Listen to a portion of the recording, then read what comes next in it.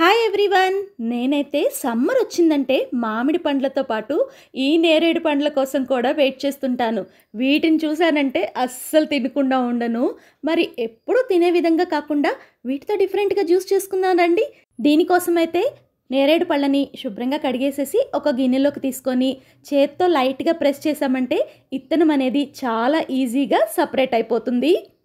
ఇంకా ఇలాగ అన్నీ కూడా రెడీ చేసేసుకొని దీనిలో పావు టేబుల్ స్పూన్‌లో సగం వరకు సాల్ట్, అలాగే ఒక గ్రీన్ చిల్లీ, ఇంకా 4 టేబుల్ స్పూన్ల వరకు షుగర్‌ని వేసేసుకోండి.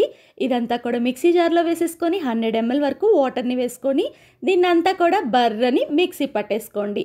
సీజనల్‌గా వచ్చే ఈ నేరేడు పళ్ళని రెగ్యులర్‌గా తీసుకుంటే పొట్ట మొత్తం చక్కగా క్లీన్ అవుతుంది. అలాగే రోగనిరోధక వ్యవస్థ బలపడుతుంది. ఇంకా డయాబెటిక్ పేషెంట్స్‌కి షుగర్ లెవెల్స్ కూడా కంట్రోల్ అవుతాయి.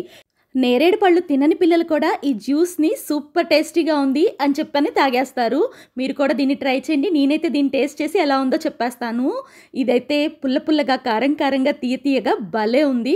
వీడియో నచ్చితే లైక్ చేసి సబ్స్క్రైబ్ చేసుకోండి.